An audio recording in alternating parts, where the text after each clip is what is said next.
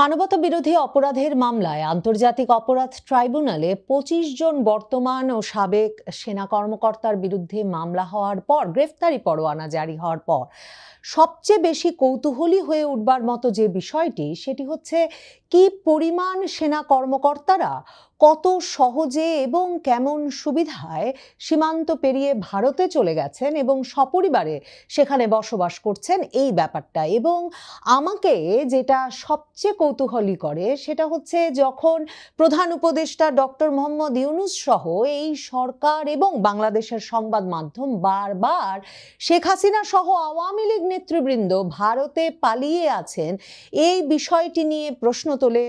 Doctor Mohammad Yunus আন্তর্জাতিক সাক্ষাৎকারে কথায় কথায় ভারত কেন শেখ হাসিনাকে ফিরিয়ে দিচ্ছে না এমন প্রশ্ন তোলেন, কিন্তু এই প্রশ্নটা তোলেন না যে বাংলাদেশের সার্ভিং জেনারেলেরা এবং সদ্য বরখাস্ত কিংবা অবসরে পাঠানো সামরিক কর্মকর্তারা যাদেরকে রাজনৈতিক পালাবদলের ফলে অবসরে পাঠানো হলো বা বরখাস্ত করা হলো, তারা সকলেই খুব গোপনে বলবো এক রকমের ব্যবস্থাপনায় সহজ ব্যবস্থাপনায় সীমান্তের দুপারের সকল কড়া প্রহরা ফাঁকি দিয়ে তারা ভারত পৌঁছে গেলেন এবং ভারতের বড় বড় শহর দিল্লি কলকাতায় সপরিবারে বাড়ি ভাড়া নিয়ে তারা বসবাস করতে শুরু করলেন। দেখুন, শেখ হাসিনা বাংলাদেশের সেনাবাহিনীর সঙ্গে ভারতের সেনাবাহিনীর সরাসরি যোগাযোগ একটা রাষ্ট্রীয় পর্যায়ের যোগাযোগে বাংলাদেশের সামরিক বাহিনীর হেলিকপ্টারে করে বিমানে করে তিনি দিল্লি গেছেন। কাজেই সেই বিষয়টিকে তিনি সীমান্ত পাড়ি দিয়ে দুর্গম অঞ্চল দিয়ে বাংলাদেশ থেকে চলে গেছেন ব্যাপারটা এমন নয়। আওয়ামী লীগের নেতা কর্মীদের অসংখ্য জন সত্যিকার অর্থেই বাংলাদেশের দুর্গম সীমান্ত পাড়ি দিয়ে ভারত পৌঁছেছেন এবং অনেক ক্ষেত্রেই এদের অনেকে কিন্তু সীমান্ত পাড়ি দিতে গিয়ে ধরা পড়েছেন এবং কারাগারে আটক অবস্থায় আছেন। বিমানে উঠতে গিয়েও বিমানবন্দরে আটক হয়েও অনেকে গ্রেফতার হয়ে এখন পর্যন্ত কারাগারে আটক আছেন। বলুন তো কোন রহস্যে বা কিভাবে সম্ভব যে বাংলাদেশের সার্ভিং জেনারেলেরা একের পর এক পার হয়ে গেলেন সীমান্ত, অথচ কেউ টের পেল না, না এই সীমান্তে না ওই সীমান্তে?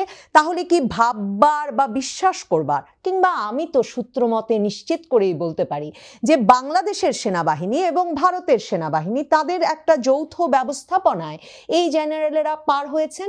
দেখেন, এই যে আন্তর্জাতিক অপরাধ আদালতের মামলা, মানবতা বিরোধী অপরাধের অভিযোগে যে মামলা, গ্রেফতারি পরোয়ানা, তাতে 9 জন লেফটেন্যান্ট জেনারেল মেজর জেনারেল ছিলেন এবং তাদের মধ্যে 2 জন এখনো সার্ভিং ছিলেন।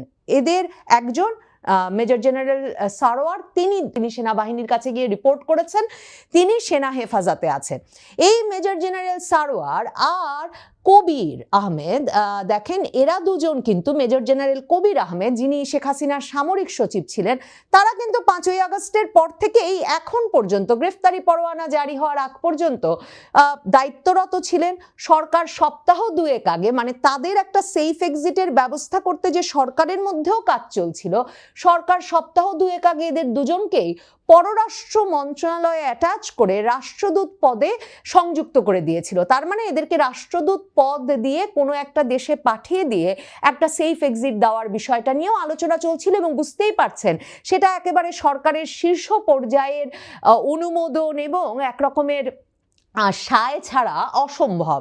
এরপর এই গ্রেফতারি পরোয়ানা যেদিন জারি হয়ে গেল, সেনা সদর দপ্তর থেকে সংবাদ সম্মেলন করে 11 তারিখ জানানো হলো 8 তারিখে গ্রেফতারি পরোয়ানা জারি হওয়ার পর যে তারা গ্রেফতারি পরোয়ানা পান নাই বটে, কিন্তু স্ক্রল দেখেই সকলকে রিপোর্ট করতে বলেছেন এবং তারা রিপোর্ট করা মাত্র অভিযুক্ত যে সার্ভিং যে 15 জন ছিলেন তাদেরকে তারা হেফাজতে নিয়ে এসেছেন। একজন অনুপস্থিত এবং তাকে তারা এখন ইল্লিগালি অ্যাবসেন্ট ঘোষণা করতে চান, তিনি এই মেজর জেনারেল কবির আহমেদ।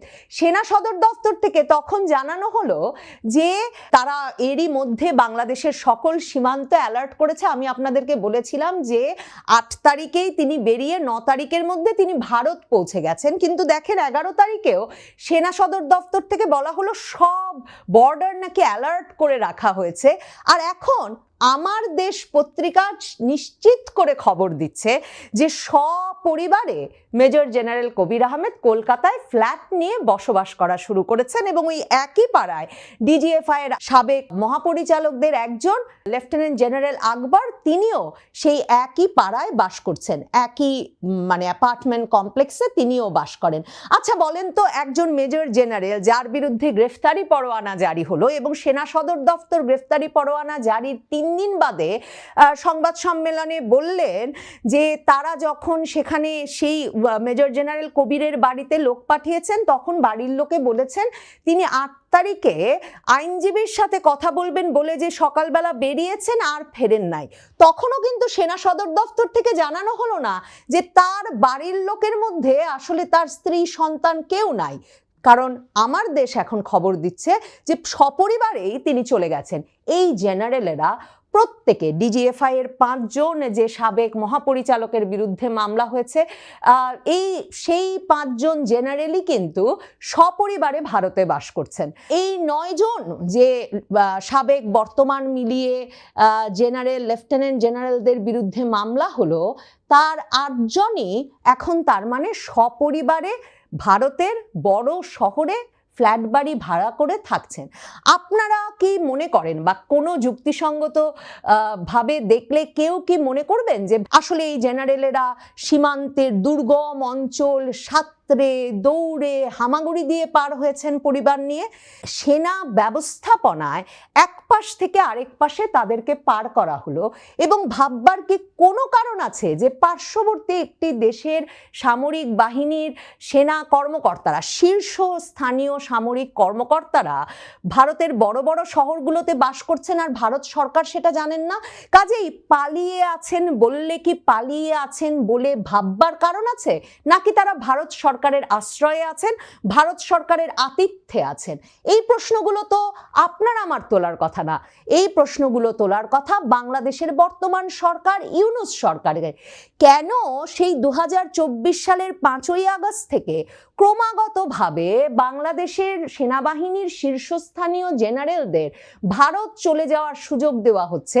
বাংলাদেশ সেনাবাহিনীর ভেতরে কারা সেই ব্যবস্থা করছে?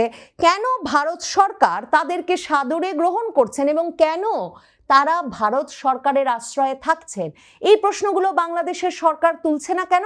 তার মানে কি বাংলাদেশের সরকার আসলে চেয়েছে যে বাংলাদেশের সেনাবাহিনীর শীর্ষ জেনারেলদের পদে এমন একটা রদবদল আসুক, কোনো রক্তক্ষয় ছাড়া, মানে কোনো সামরিক অভ্যুত্থান নাই, কোনো কু নাই, কিন্তু এমন একটা রদবদল আসুক যার ফলে যেই শীর্ষস্থানীয় জেনারেলদেরকে বাংলাদেশের বর্তমান সরকার কিংবা বাংলাদেশের 2024 সালের জুলাই আগস্ট আন্দোলনের বিজয়ী পক্ষ, ছাত্রদের পক্ষ, জাতীয় নাগরিক পার্টি, জামায়াতে ইসলামী, বিএনপি, যেই জেনারেলদেরকে আওয়ামী লীগ পন্থী বলে মনে করে, তাদের সঙ্গে তাদের একটা তার মানে আপোষ রফা হয়ে গেছে যে তারা নিরাপদে বাংলাদেশ থেকে ভারত চলে যাবেন এবং তারপর তারা সেই জেনারেল পদগুলোতে তাদের বিশ্বাসী লোকদের বসাবেন। মানে একটা সামরিক অভ্যুত্থান ছাড়া, রক্তক্ষয় ছাড়া সেনাবাহিনীর ভেতরে বড় ধরনের রদবদল আনবার জন্যেই কি এমন একটা পরিকল্পনা, এমন একটা ব্যবস্থা, এমন একটা উদ্যোগ নেওয়া হলো? আমি তো না হলে ভেবে কোনো কুল কিনারা পাই না যে যেই দেশের সরকার প্রধান ডক্টর মোহাম্মদ ইউনূস, শেখ হাসিনার বিচারের জন্য শেখ হাসিনাকে কেন ফেরত দেওয়া হচ্ছে না সেটারও কোনো কাগজপত্র ঠিক মতো ভারত সরকারকে বাংলাদেশ সরকার পাঠায় নাই, কিন্তু সেটা নিয়ে কথায় কথায় কথা বলেন। কিন্তু বাংলাদেশের নিরাপত্তার জন্য এমন স্পর্শকাতর একটা বিষয়, বাংলাদেশের 5 জন সেনা গোয়েন্দা সংস্থার প্রধান এখন ভারতের আশ্রয়ে, বাংলাদেশের শীর্ষস্থানীয় সেনা কর্মকর্তারা এখন ভারতের আশ্রয়ে, অথচ এবং তাদের সকলের নামে মামলা আছে, গ্রেফতারি পরোয়ানা আছে, কিন্তু তাদেরকে কেন ভারত সরকার ফেরত দিচ্ছে না? সে বিষয়টা নিয়ে কেন ডক্টর মোহাম্মদ ইউনূস, তার সরকার কিংবা পররাষ্ট্র মন্ত্রণালয়, মানে কোনো পক্ষ কথা বলছে না? এমনকি বাংলাদেশ সেনাবাহিনী কেন এই বিষয়টা নিয়ে কথা বলছে না? সর্বশেষ যে ঘটনাটা ঘটলো, মেজর জেনারেল কবিরের ক্ষেত্রে যে ঘটনাটা ঘটলো, সরকারের ভেতর কে তাকে তিনি বিচারের মুখোমুখি হতে পারেন ভেবে সেফ এক্সিট দিয়ে পররাষ্ট্র মন্ত্রণালয়ে রাষ্ট্রদূত করে পাঠাতে চাচ্ছিল, আর কেই বা 8 তারিখে গ্রেফতারি পরোয়ানা জারি হওয়া মাত্র তাকে ভারত পৌঁছে দেওয়ার ব্যবস্থা করলেন। মানে তার জন্য কি হেলিকপ্টার এলো আর তুলে নিয়ে গেল? মানে বাংলাদেশ সেনাবাহিনী হেলিকপ্টার করে পাঠিয়ে দিল নাকি? দেখেন, আমেরিকা থেকে ইলিয়াস হোসেন বিরাট করে জনগণের উদ্দেশ্যে ডাক দিলেন যে তামাবিল সীমান্ত, আরো কোন কোন সীমান্ত দিয়ে কোনো রকম ট্রাক এখনো পার হয় নাই, আপনারা সব পাহারা দিতে থাকেন। কিন্তু সেই তামাবিল সীমান্ত দিয়েই তিনি পার হয়ে গেছেন বলে এখন আমার দেশ পত্রিকা খবর দিচ্ছে। তো একজন সেনা কর্মকর্তা, শীর্ষস্থানীয় সেনা কর্মকর্তা, তার পরিবার নিয়ে সীমান্ত পার হয়ে গেলেন যখন তার নামে সারা বাংলাদেশে শিরোনাম হওয়া একটা গ্রেফতারি পরোয়ানা জারি হয়েছে। দেখেন, আমার দেশ পত্রিকা তাদের সূত্রে এর চেয়েও যেই কথাটা বলছে, গুরুতর কথা, মানে কি বলবো, যে সারা জাগানো যে তথ্য দিচ্ছে। তারা বলছে যে যেহেতু কবির আহমেদ ধারণা করছিলেন, এই মেজর জেনারেল ধারণা করছিলেন যে তারও হয়তো বিচারের জন্য তার নামেও মামলা হবে এবং তাকেও ভারত চলে যেতে হবে, তিনি নাকি পুরো সেপ্টেম্বর জুড়েই রেকি করছিলেন। মানে তিনি রীতিমতো, আমার ধারণা, মানে কলকাতায় রেকি কি, মানে কলকাতায় গিয়ে ঘরবাড়ি দেখে আসছিলেন এবং বারবার সেপ্টেম্বরে তিনি নাকি কলকাতা থেকে আসা যাওয়া করছিলেন। ভাবুন তো, বাংলাদেশের একজন শীর্ষস্থানীয় সরকারি কর্মকর্তা বারবার ভারতে যাচ্ছেন আসছেন, কিন্তু সরকারের কেউ জানতে পারছে না, সেনাবাহিনীর কেউ জানতে পারছে না। এও কি সম্ভব? এও কি বিশ্বাসযোগ্য? তার মানে একটা বিরাট পরিকল্পনার অংশ হিসেবে আসলে সেনাবাহিনীর এই জেনারেলদেরকে দেশ থেকে সীমান্ত পার করে আরেক দেশে পার করে দেওয়া হয়েছে এবং তাদের সেখানে অনির্দিষ্ট সময়ের জন্য নিরাপদ আশ্রয়ের ব্যবস্থা করা হয়েছে। সেই ক্ষেত্রে দেশের সংবেদনশীল তথ্য, গোয়েন্দা তথ্য, দেশের নিরাপত্তা, প্রতিরক্ষা বাহিনীর মর্যাদা, এই কোনো বিষয় বাংলাদেশের সেনাবাহিনীর নেতৃত্ব কিংবা বাংলাদেশের সরকারের বর্তমান নেতৃত্ব বিবেচনা করে নাই। বাংলাদেশের এই দুই কর্তৃপক্ষের নেতৃত্ব এটাও বিবেচনা করে নাই যে এই রক্তপাতহীন কুর মাধ্যমে পুরো সেনাবাহিনীর নেতৃত্বে পরিবর্তন আনার যে নীল নকশা সাজিয়ে সেটাকে সফলভাবে বাস্তবায়ন করা হচ্ছে, এই বাস্তবায়ন প্রক্রিয়া যতবার সরকার বদল হবে ততবারই এখন থেকে ঘটতে থাকবে। তাহলে যতবারই সরকার বদল হবে ততবারই এমন ঘটনা ঘটলে সেই সেনাবাহিনী কি করে রাষ্ট্রের প্রতিরক্ষায় সংঘবদ্ধ হয়ে তার ইন্টেগ্রিটি, তার দক্ষতার সর্বোচ্চটুকু দিয়ে কাজ করে যেতে পারবে? এই প্রশ্নগুলো বাংলাদেশ রাষ্ট্রের অস্তিত্বের জন্যে, নিরাপত্তার জন্যে এবং আমার মনে হয় আমাদের সম্মান মর্যাদার কথা বিবেচনা করলে আমাদের সবার ভাবা উচিত এবং এই প্রশ্নের উত্তর খোঁজা উচিত, প্রশ্নগুলো অন্তত তোলা উচিত। সবচেয়ে বিস্ময়কর এই প্রশ্নগুলোই কেউ তুলছে। মানে আপনার কি মনে হলো এখান থেকে জরুরি কি হলো? আসলে জরুরি উনি ঘোষণা দিলেন যে উনি তো বাইরে ছিলেন, দেশে একদল একরকম কথা বলছে, জুলাই সনদের নিয়ে, বিশেষ করে ইলেকশন আগে না পরে, ইলেকশনের মধ্যে, মানে গণভোট ইলেকশনের দিন হবে না আগে হবে, এটা নিয়ে খুব মানে ইয়ে ছিল। তারপরে এনসিপি আবার কি সব কতগুলো সত্য দিচ্ছিল, বিএনপি তো আগে থেকেই আছে, নোটও রিসেন্ট আছে তাদের অনেকগুলোতে।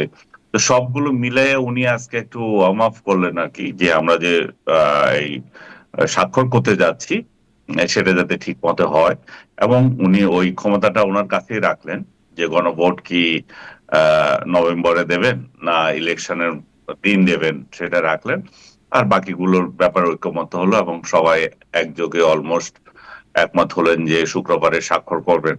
তারপরে এর মধ্যে আবার কি ঘটে যায় কে জানে। কি হলেন আনিস আলমগীর? কারণ মানে স্বাক্ষর করবেন কিনা দেখছিলাম বাম দলগুলো তাদের মানে একরকম অস্বস্তির কথা বলছে এটা নিয়ে। কেউই আসলে স্বাক্ষর করবেন এটা কি বলছেন? উনি আশা করেন আর কি, সেটাই বলতেছে, বেশিরভাগই স্বাক্ষর করবে বলেছে। কিন্তু আপনি যেটা বললেন আশঙ্কার কথা তো উড়িয়ে দেওয়া যায় না, বাম দলগুলোরও একটা আপত্তি কিছু কিছু ছিল। তারপরে বিএনপি যে সব জায়গায় একমত হয়ে যাবে তা তো না।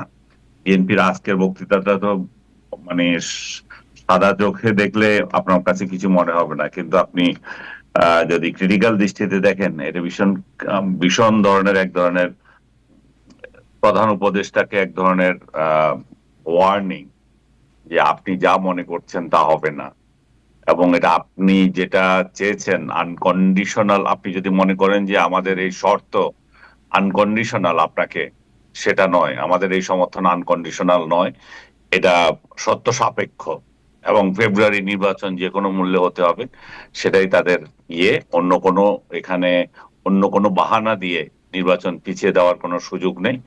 গণভোট প্রসঙ্গে বিএনপি নেতা সালাউদ্দিন একদম স্পষ্ট করে বললেন যে এটা জুলাই সনদের অংশ না। জুলাই সনদ যে বিষয়গুলো নিয়ে আমরা ঐকমত্যে পৌঁছেছি, 84টি পয়েন্ট, সেই জায়গায় এখানে গণভোট না। গণভোট এইটা বাস্তবায়ন কিভাবে হবে কি না হবে সেটা হয় পার্লামেন্ট দেখবে, নতুবা আগামী সংসদ দেখবে, নতুবা গণভোট হবে। তো আমরা একমত হয়েছি গণভোট হবে, কিন্তু সেটাকে আবার এটার সাথে সত্য জড়িয়ে দেওয়া, গণভোট যদি ফেব্রুয়ারিতে নভেম্বরে না হয় তাহলে আমরা স্বাক্ষর করব না, এই যে, এবং এই জুলাই সনদকে একেবারে কি বলে সংবিধানের ঊর্ধ্বে রাখতে হবে, এই যে কতগুলো কথা কয়দিন ধরে আসছিল, সেই ব্যাপারে উনি স্পষ্ট এবং সতর্ক মন্তব্য করেছেন যে আমরা পতিত সরকার এটার সুযোগ নিতে পারে, সেই সুযোগ নিতে পারে বলে আমরা অনেক কিছুতে সংযম করছি। It does not mean that আমরা সবকিছু এভাবে মেনে নেব। এটা ওনার টোনটা ছিল সেটাই। এবং আরেকটা বিষয় হচ্ছে ইলেকশন, উনি মনে করেন যে এটা ইলেকশন পেছানোর এক ধরনের তাল বাহানা। এই যে ফেব্রুয়ারিতে যে ইলেকশন, সেটাকে পেছানোর জন্য একটা চক্রান্ত, এই চক্রান্তেরই একটা অংশ এটা হতে পারে। তো শেষ দিকে দেখা গেল প্রধান উপদেষ্টা যে বক্তৃতা দিয়েছেন, সেটা তো একেবারে মতো, মানে মধুর সমাপ্তির মতো। এবং আলী রিয়াজ সাহেব যে কমিটির ঐকমত্য কমিটির ভাইস প্রেসিডেন্ট যিনি, এবং সভাপতি তো অবশ্যই প্রধান উপদেষ্টা। তো প্রধান উপদেষ্টা যে দিলেন যে ফেব্রুয়ারিতে ইলেকশন এবং 15 তারিখে বিকালে ওনারা সনদ স্বাক্ষর করবেন, আলী রিয়াজ সাহেবও সেটাই কনভে করলেন। কিন্তু জামাত এখানে যেটা সালাউদ্দিন সাহেবের যে বক্তব্য দিলেন, সেই জামাত ঠিক একইভাবে তাদের ওই কন্ডিশনে রয়ে গেল যে আমরা চাই ফেব্রুয়ারি নির্বাচনের আগে এবং নভেম্বরের মধ্যে এটা গণভোট হতে হবে, কারণ গণভোটের ভিত্তিতেই ইলেকশন আমরা যাচ্ছি, এবং সনদের ভিত্তিতেই ইলেকশন হবে, সনদ পরে হবে না। তো সব মিলিয়ে আপনার একভাবে মনে হবে যে হ্যাঁ, ঐক্যমত হয়ে গেছে, 15 তারিখে তারা শুক্রবারে তারা স্বাক্ষর করবে। আবার এদের তো এদের মতিগতি চেঞ্জ হতে তো সময় লাগছে না। এরা এখানে একটা একমত হয়ে যায়, বাইরে এসে আবার আরেকটা কথা বলে, আবার এই সনদে অন্তর্ভুক্ত না এমন কিছু বিষয় আবার সনদের আলোচনায় আসেই নাই, এরকম কিছু বিষয় আবার আলী রিয়াজ সাহেব চিঠি দিয়ে আবার অন্তর্ভুক্ত করে দেন। তো কোন দিন যে কি হবে, কালকে যে আবার আরেকটা ইস্যু আবার এখানে ঢুকিয়ে দেবে না, সেটারও কোনো নিশ্চয়তা নেই। ইস্যু আমি একটু এটা বুঝতে চাই, সাধারণ মানুষ কি আসলে একটুও বুঝতে পারছে মানে কি হচ্ছে, 84টা পয়েন্ট কি, জুলাই সনদটা কি, এগুলো কি সাধারণ মানুষের কাছে সঠিকভাবে কনভে করা যাচ্ছে? আনিস আলমগীর, একটু ছোট্ট করে যদি বলেন। সাধারণ মানুষের কাছে এটা কনভে করা যাচ্ছে না। সাধারণ মানুষ বুঝে যে ভাই যত তাড়াতাড়ি পারো যাও, ইলেকশনটা দিয়ে যাও, আমরা আর এগুলো সহ্য করতে পারছি না, এত তালবাহানা, এত নাটক ভালো লাগছে না। জি, আনিস আলমগীর, আপনাকে ধন্যবাদ। আপনার কাছে আসবো, আপনি সালাউদ্দিন আহমেদের কথাগুলো বলছিলেন, আমি আরও কিছু বিষয় তার বক্তব্য থেকে আরেকটু বুঝতে চাইবো আপনার কাছ থেকে।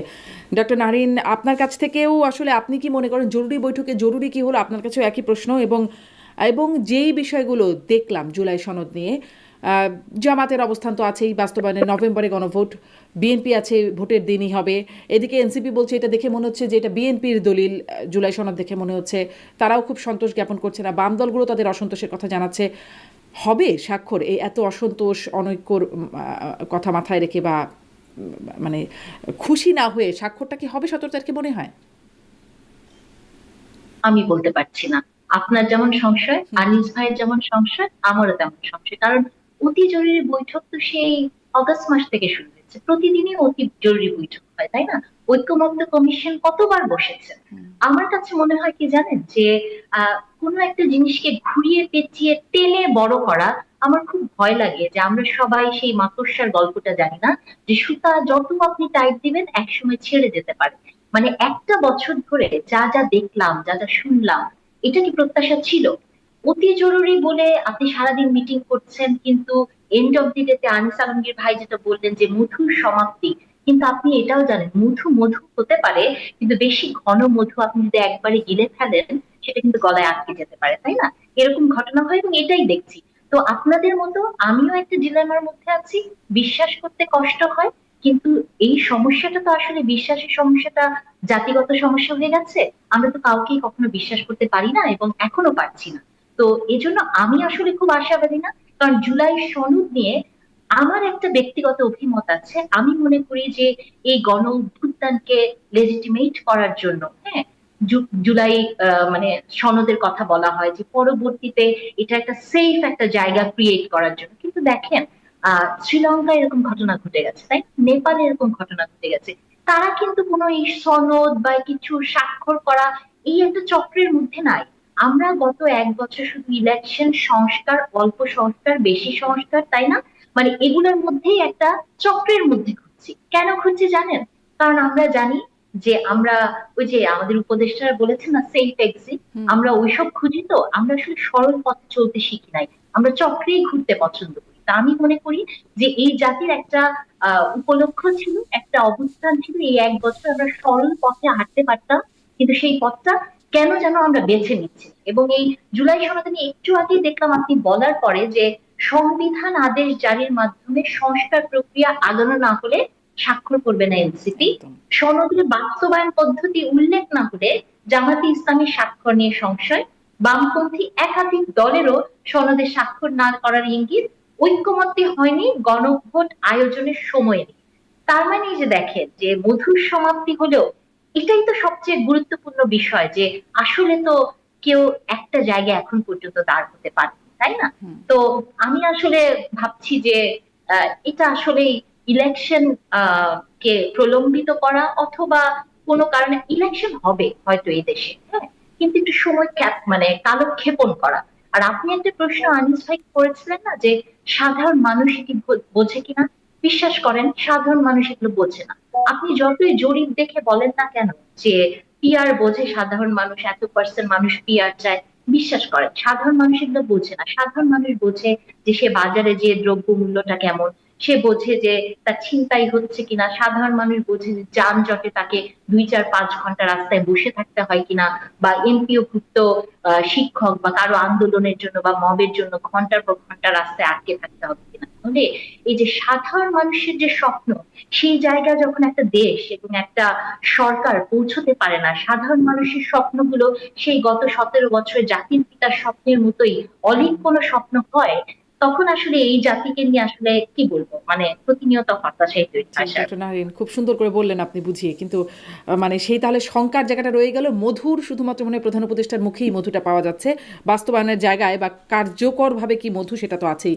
আমি বলছিলাম সালাউদ্দিন আহমেদের কথা নিয়ে আরেকটু কথা বলবো। আনিস আলমগীর তিনি বলছেন যে প্রতিরক্ষা বাহিনীগুলোর মধ্যে ভারসাম্য নষ্ট হোক সেটা চাই না, এই মুহূর্তে সেটা এফোর্ড করতে পারবো না। আমরা চাই আপনার সাথে সুসম্পর্ক, মানে প্রধান উপদেষ্টার সাথে সুসম্পর্ক থাকুক, তাছাড়া এফোর্ড করতে পারবেন না বলছেন। এই সময়ে এই বার্তাটা বলার একটা বিশেষ কারণ নিশ্চয়ই আছে। আমরা সম্প্রতি দেখলাম সেনাবাহিনীর 15 কর্মকর্তা, শীর্ষ কর্মকর্তা, তারা সেনা হেফাজতে আছেন, আইসিটি থেকে তাদের গ্রেফতারি পরোয়ানা জারি হয়েছে, অনেকগুলো ঘটনা এর মধ্যে কিন্তু ঘটে গেছে। এই প্রেক্ষিতে কি মানে কেন সালাউদ্দিন আহমেদ এই কথাটা বললেন, একটু বিশ্লেষণ জানতে চাই। আপনি যেটা অনুমান করেছেন সেটাই সত্য, পুরো জাতি জানে এটাই হচ্ছে ঘটনা। কারণ সেনাবাহিনীর সঙ্গে সরকারের যে একটা দূরত্ব তৈরি হয়েছে সেটা তো স্পষ্টই। সেনাবাহিনীর জন্য এই যাদেরকে গ্রেপ্তার করা হয়েছে তাদেরকে আদালত, প্রচলিত আইন অনুযায়ী আদালতে প্রডিউস করার কথা, কিন্তু তাদেরকে এখনো প্রডিউস করা হয়নি। গ্রেফতার তো এটাকে হয় কেউ নাই, কেউ আনিস আলমগীর গ্রেফতার কিন্তু বলছেন না, বলছেন সেনা হেফাজত, তাই নয় কি? না, আমি বলছি যে সেনা হেফাজত যারাই আছেন ও গ্রেপ্তার পরোয়ানা জারি করার কথা বলতেছি। আপনি গ্রেপ্তারি পরোয়ানা জারির পর যারা হেফাজতে থাকেন তাদেরকে আপনি ভালোই বুঝিয়ে দিচ্ছেন যে হেফাজতে গ্রেপ্তার করছে কিনা, তাহলে এটা ক্লিয়ার না হেফাজত আর গ্রেপ্তার বিষয়টা। তো এখন যারা হেফাজতে আছেন তাদেরকে কিভাবে প্রডিউস করবে সেই বিষয়টা সরকারের সাথে তাদের একটা বোঝাপড়া নিশ্চয় হচ্ছে। এবং এর মধ্যে বিদেশে পলাতক ইউটিউবাররা নানা সেনাবাহিনী এবং ডিজিএফআই এর বিরুদ্ধে নানা ধরনের অপপ্রচার চালিয়েছে। সেই সমস্ত প্রেক্ষিতে সবগুলো মিলে, এবং সরকারের নির্লিপ্ততা ছিল, সরকার এখানে কোনো বক্তব্য রাখেনি যে কি হতে যাচ্ছে। একদিকে সেনা অফিসারদের ছবি দিয়ে আপনার টিএসসি তে রাজু ভাস্কর্যে এখানে তাদেরকে অপমান করা হচ্ছে আপনি, এবং এই যে গ্রেপ্তারি পরোয়ানা যে জারির যে বিষয়টা, তার আগের দিন বা 2 দিন আগে আপনি আইন পরিবর্তন করছেন, যারা চাকরিতে থাকবে, চাকরিরত অবস্থায় যারা আহ মামলার সম্মুখীন হবে তাদের চাকরিতে আর গণ্য হবে না। তো সবগুলো মিলে মনে হচ্ছে যে এখানে একটা গ্যাপ রয়ে গেছে সেনাবাহিনী এবং সরকারের মধ্যে। আর দ্বিতীয়ত, আমরা এইটা তো অভ্যস্ত ছিলাম না আজকে স্বাধীনতার এত বছর পর, যে সেনাবাহিনী আমরা দেখে আসছি যে তাদের নিজস্ব ওয়েতে তারা বিচার আদালত বসিয়েছিল, সেনা আদালতে তাদের বিচার হয়েছিল। সেই কর্মরত লোকেরা যারা যত অপরাধ করে থেকেছিলেন, যারা রিটায়ারমেন্টে আছে সেটা অন্য বিষয়। তো এখন ওই লোকগুলোকে আপনি আবার একটা আদালতে এনে বিচার করছেন। তো যারা সিভিল আদালতে আসে, এই যে জিনিসটা, এটা তো বাংলাদেশের প্র্যাকটিস ছিল না। তো কিন্তু আমি সবকিছু মিলে কিন্তু সেনাবাহিনী তো তাদের নিয়ে কোনো তদন্ত, তাদের নিয়ে বিচারের ব্যবস্থা তো হচ্ছিল না। মানে 5ই আগস্টের পরেও তো এতদিন চলে গেল, 1 বছরের উপরে চলে গেল, হলো না তো। যদি মানে সেনাবাহিনী বিচার করবে, মার্শালতে বিচার করবে, এমনও কোনো প্রক্রিয়া তো শুরু হয়েছিল না। সেটা তো সরকারের অংশ, সেনাবাহিনী তো সরকারের বাইরে না। সরকার যদি সেটা করতেন, যে সেনাবাহিনীকে বা আহ, যে এজেন্সি গুলো তাদেরকে যদি নির্দেশ দিতেন এই ঘটনা তদন্ত বের করেন কারা এর সাথে সাথে জড়িত, কিন্তু আমি তো মনে করছি কোনোটাই নর্মাল ওয়েতে হচ্ছে না, সবকিছু অ্যাবনর্মাল হতে হচ্ছে। নর্মাল ওয়েতে হলে আপনি যদি দেখেন, আমি এটা আরো একবার বলেছি, যে যে লোকগুলোকে অভিযুক্ত করা হয়েছে এদের মধ্যে নিঃসন্দেহে কেউ না কেউ এই হিংস্র কার্যক্রমে জড়িত ছিল, যারা গুম এবং খুনের সঙ্গে জড়িত ছিল, এদের দীর্ঘ আয়নাঘরের সঙ্গে জড়িত ছিল। তো কিন্তু আপনাকে এটাও তো ভাবতে হবে এটা কখন থেকে হচ্ছে। আপনি হিসাব করে দেখেন 2016-র পর থেকে এই হিসাব করা হচ্ছে। আমি জানি না 16-র আগে কি হয়েছিল, সেটা কি কেন এই জায়গাতে আসছে না, বা আসলেও সেটা ওইভাবে হাইলাইট হয়নি। এখন এই যে জিনিসটা আমি যেটা আগেও বলছি, সেটা হচ্ছে যে 1/11-এর পর থেকে এই এই অর্গানাইজেশন গুলোর কার্যক্রম এক ধরনের পরিবর্তন এসেছে। এটা ঠিক আগের সরকারের মতো ছিল না। আগের সরকার বলতে আমি জিয়াউর রহমান বা বঙ্গবন্ধু বা এরশাদ আমল, ইভেন ইভেন শেখ হাসিনা আর খালেদা জিয়ার আগের আমল, সেগুলোর মতো না। আমরা দেখলাম যে 1/11-এর পর এই সংস্থাগুলো অনেক বেশি পাওয়ারফুল হয়ে গেছে, এবং তারা তাদের যে দায়িত্ব, সেই দায়িত্বের বাইরে তারা পলিটিক্যাল দায়িত্ব পালন করা শুরু করছে। এই যে এই যে এই যে তাদের কাঠামোগত যে পরিবর্তন, বেতরগত, এই কাঠামোগত পরিবর্তনের মধ্যেই তো এরা দায়িত্ব পালন করেছে। তো আপনি যদি একটা প্রতিষ্ঠানের এখন যে দায়িত্ব পালন করছেন, আপনি তো পূর্ব নীতি অনুযায়ী করে আসছেন। হঠাৎ করে আপনাকে যদি বলা হয় যে তোমার জন্য এটা এটা সাজা এখন, তাহলে সেটা কতটুকু গ্রহণযোগ্য হচ্ছে, সেটা কিন্তু আবার প্রশ্ন আসছে। কারণ এটা যে সাজা, এটার যে এই বিষয়, সেটা তো আমার কাঠামোতে আমাকে রাখা হয়নি, আমাকে তো বলা হয়নি, এবং আমি তো পূর্বে দেখি নাই। তো আপনি যে দায়িত্ব, যে আপনাকে অভিযুক্ত করব আমি যে কারণগুলোর জন্য, যে প্রধান থাকলেই কি আপনি অভিযুক্ত হয়ে যাবেন? তাহলে প্রধান থাকলেই, কোন একটা সংস্থার প্রধান থাকলে আপনি অভিযুক্ত হচ্ছেন, তার মানে হচ্ছে যে আপনি ব্যক্তিগতভাবে এখানে আহ, দায়িত্ব অবহেলা করেছেন, আপনার প্রতিষ্ঠান না। তো আমি এটাই বলতে চাচ্ছি, আমি বুঝাতে পারছি কিনা আপনাকে জানি না, যে প্রতিষ্ঠানের নীতিমালা এবং প্রচলন যদি একই রকম থাকে, আমি যদি সেখানে বসি, আমি কি পরিবর্তন করতে পারবো? তার আগে তো প্রতিষ্ঠান পরিবর্তন করতে হবে। যে নীতিমালা আমি যেটা ক্লেম করছি যে 2001 সালের থেকেই চলে আসছিল, শেখ হাসিনার এই আমলটা পুরোটাই আমি মনে করি যে সেই ধারাবাহিকতারই অংশ, এবং ইভেন এখনো সেই ধারাবাহিকতা। আগামীতে এটা কি চেঞ্জ হবে, সেটাও যদি করতে হয়, তাহলে এগুলোই সংস্কার করতে হবে। সংস্কার খালি সংবিধানে লেখা লেখা ওই যে নীতি, সুন্দর সুন্দর কথা না, তার সংস্কার মানে কি আমাদের আনিস আলম, যদি কার্যক্রম সামারি করি, প্রতিষ্ঠানগুলোতে। বিচারের যে প্রক্রিয়া চলছে, যেভাবে গ্রেপ্তারি পরোয়ানা, সেনা হেফাজতে রাখা, বা আমরা দেখলাম সাব জেলও হয়ে গেল ক্যান্টনমেন্টের ভেতরে হুট করে সরকারি আদেশে, বা একদম মানে বিচার প্রক্রিয়া, গ্রেপ্তারি পরোয়ানা জারি 2 দিন আগে, আইনের পরিবর্তন, এই যে সব বিষয়গুলো, আপনার কাছে কি মনে হচ্ছে না যে বিচার প্রক্রিয়াটা সঠিকভাবে হচ্ছে বা এভাবেই হওয়া উচিত? আপনি কি সেটা মনে করেন না নাকি? মানে একটু সামারি করে যদি শুনি। না, আমার মনে করা না করা না, আমি মনে করি যে সেনাবাহিনী তড়িৎ সাড়া দিয়েছে এখানে। হ্যাঁ, এখানে তাদের তো আমি দেখছি না, গাফলতির ওই অংশ খুব চোখে পড়ছে না। যদি এমন হতো যে তারা হেফাজতে নেয় নাই, যদি এমন হতো যে তারা বলল যে আমরা আমাদের আইনে বিচার করব, এখানে দেব না, এই ধরনের কোনো সাংঘর্ষিকতা তো আমি শুনিনি। তারা সরকারের আইন অনুযায়ী সরকারকে শ্রদ্ধা জানাচ্ছে। আর যে বিশেষ কারাগার যেটা বলছেন, সেটা স্বরাষ্ট্র মন্ত্রণালয় জারি করেছে, এবং এটা নতুন কিছু না। সরকার যেখানে ইচ্ছা সেখানে কারাগার বানাতে পারে, কারাগার ডিক্লেয়ার করতে পারে। এটাও আমরা 111-এর সময় দেখেছি, 2 নেত্রীর জন্য আলাদা কারাগার ডিক্লেয়ার করা হয়েছিল। যে তারা কিন্তু ওই প্রচলিত কারাগারে ছিলেন না, তারা ডেপুটি স্পিকারের বা স্পিকারের বাসাতেই ছিলেন, সেটাকে কারাগার ঘোষণা করা হয়েছিল। এর আগে এরশাদ আমলে যদি দেখে থাকেন আপনি, 2 নেত্রীকে নানা সময় গ্রেপ্তার করা হয়েছিল, তাদেরকে তো জেলে নেওয়া হয়ে গেছে তা না, তাদেরকে নির্দিষ্ট জায়গায় তাদের বাসাতেই হেফাজত করে রাখা হয়েছিল, তাদের সেখানেই কারাবন্দি করার মতোই তাদেরকে ছিল। তো সরকার চাইলে এটা করতেই পারে। জি, এটা এই কারা সরকার চাইলে নিশ্চয়ই করতে পারে, কিন্তু টিআইবিও কিন্তু করতে উদ্বেগ পারে, এবং জানাচ্ছে যে এটা এটা একটা আইনেই করেছে। বৈষম্যমূলক এটা প্রক্রিয়া তো হচ্ছে। বেআইনি কিছু হয়েছে আমি মনে করছি না। জি, স্পষ্ট। আমি একটু ডক্টর নাহরিন আপনার কাছ থেকেও শুনতে চাই যে আমি আসলে মূল জায়গা যেটি ফোকাস করতে চাই, যে ভারসাম্য রক্ষার কথা সালাউদ্দিন আহমেদ বলছেন, ভারসাম্য না থাকলে সেটা আমরা অ্যাফোর্ড করতে পারবো না। এটি কি মনে হচ্ছে, আমাদের কি ভারসাম্য নষ্ট হচ্ছে বা ভারসাম্য কোথাও আঘাতপ্রাপ্ত হচ্ছে যার কারণে এমন বক্তব্য? আপনার আসলে কি মনে হয়? আপনার নিশ্চয়ই মনে আছে 25শে ফেব্রুয়ারি সেনাপ্রধান সেনাবাহিনীর সদস্যদের সামনে একটা বক্তব্যে বলছিলেন যে পুলিশ, ডিজিএফআই, এনএসআই সবাই আসলে প্যানিকড, নানান রকম দোষারোপ চলছে, গুম খুন ইত্যাদির দোষারোপ চলছে, তদন্ত চলছে। তিনি বলছেন তদন্ত হতে হবে, কিন্তু সেটির জন্য যেন সেনাবাহিনী আন্ডারমাইন্ড না হয়, এবং আন্ডারমাইন্ড হলে কেউ শান্তিতে থাকতে পারবে না, আপনারা শান্তিতে থাকতে পারবেন না, এরকম একটা কথা বলছিলেন। এখন কি আসলে সেই পরিস্থিতি এসে পৌঁছেছে যেখানে সেনাবাহিনী আন্ডারমাইন্ড হচ্ছে? এরকম কি পরিস্থিতি যে কারণে সালাউদ্দিন আহমেদ এটি বলছেন, মানে অনেকগুলো ডট কি মিলছে কিনা? আপনি কিভাবে মূল্যায়ন করছেন? জি, সেনাবাহিনীর আন্ডারমাইন্ড হওয়া কি এটা কি আজকে নতুন?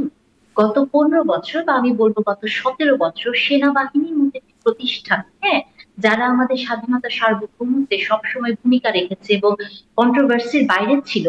গত 17 বছর আপনি যদি সেনাবাহিনীর অ্যাক্টিভিটিস গুলো দেখেন, কয়েকজন অফিসারের কথা দেখেন, গুম খুন, ছিনতাই, এগুলোর সাথে সেনাবাহিনী ছিল।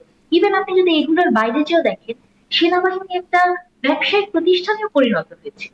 সেনাবাহিনীতে তারা ডেভেলপার কোম্পানি বানিয়ে তারা বিল্ডিং বানায়, সেনাবাহিনী অনেক ধরনের বিজনেসের সাথে জড়িত হয়, তাই না? এগুলো তো ভেরি আনইউজুয়াল। মানে পৃথিবীর অন্য কোনো সেনাবাহিনীর কোনো আহ, মানে ডেভেলপিং কোম্পানি আছে কিনা বা বিল্ডিং বানায় কিনা আমার জানা নাই, বা বিজনেসের সাথে জড়িত কিনা আমার জানা নাই। তাহলে গত 15 থেকে 17 বছর এই যে সেনাবাহিনীর সম্মানকে ভুলুণ্ঠিত করা হয়েছে, এটা তো আজকে মানে সেইটারই একটা ফলাফল, তাই না? আজকে কেন, আগে আপনার মনে আছে আমরা যখন ছোট ছিলাম সেনাবাহিনী রাস্তায় বের হলেই মানুষ সব ভয়ে পালিয়ে যেত, সরে যেত না?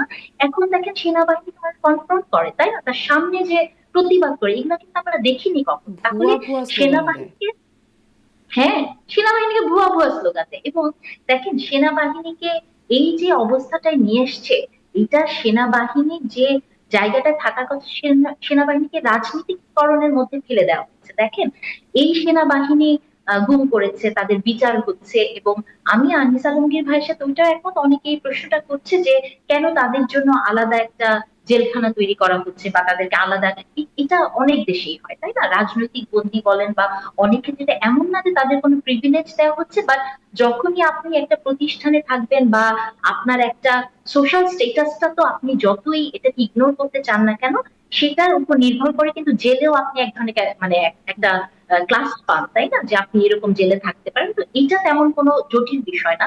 তবে সালাউদ্দিন সাহেব যেটা বলেছেন যে একটা ভারসাম্য, ভারসাম্য তো আসলে আহ বিনষ্ট হচ্ছে। মানে অনেক ক্ষেত্রে, যেমন আমি সবসময় বিশ্বাস করি যে এই যে ইলেকশন নিয়ে আপনি দেখবেন যে অগাস্টের পরে আমরা যারা একটু টেলিভিশনে ইলেকশন নিয়ে কথা বলেছি, আমরা হয়ে গেছি মানে অনেক মানুষের দালাল, অনেক রাজনৈতিক দলের দালাল। কিন্তু আমি সবসময় এখন পর্যন্ত বিশ্বাস করি যে আপনি গণতন্ত্র চাইলে ইলেকশন আপনাকে চাইতে হবে, এবং দেশের এই যে ধরেন সংস্কার, অল্প সংস্কার, বেশি সংস্কার, এগুলো বলে বলে আপনি আমাকে বলেন গত 1 বছরে উল্লেখযোগ্য কোন সংস্কারটা আপনি দেখতে পেয়েছেন? মানে খুব কি বেশি সংস্কার? আমার জীবনে আমি যে সংস্কারটাকে সবচেয়ে বড় বড় প্রাধান্য দিই সেটা হচ্ছে যানজট।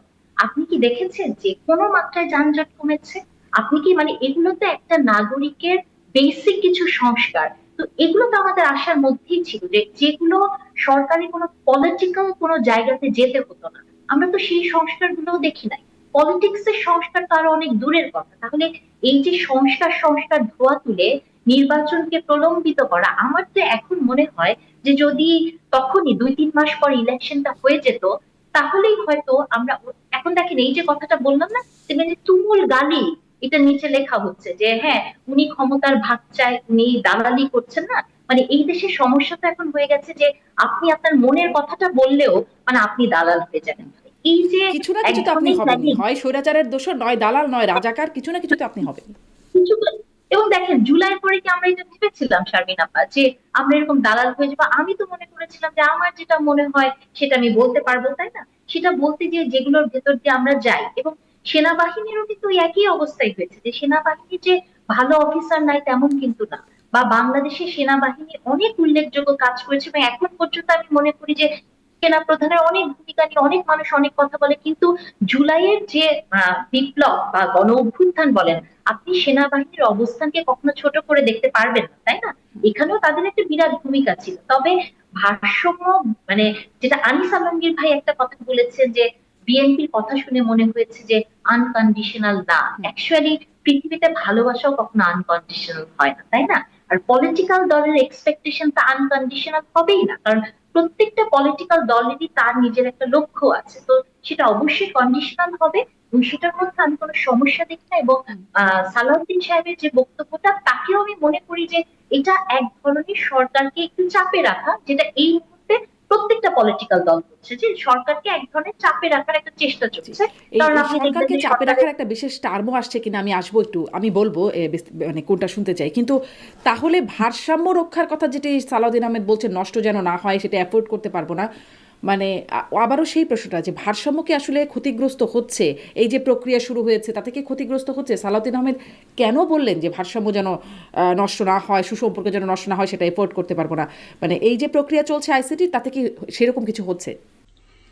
আপনারা কি জানেন 1973 সনে যে আইনটার দ্বারা আন্তর্জাতিক মানবতা বিরোধী অপরাধের বিচারের ব্যবস্থা করা হয়েছে, সেই আইনটা প্রণয়নকালে লক্ষ্য ছিল মহান মুক্তিযুদ্ধে যারা মানবতা বিরোধী অপরাধ করেছে, অর্থাৎ যারা যুদ্ধ অপরাধী, হত্যা, নির্যাতন, ধর্ষণ, অগ্নিসংযোগ, জোর করে ধর্মান্তরিত করা সহ বীভৎস অপরাধ যারা করেছিল, তাদের বিচারের উদ্দেশ্যে বঙ্গবন্ধু সরকার যে আইন প্রণয়ন করেছিলেন,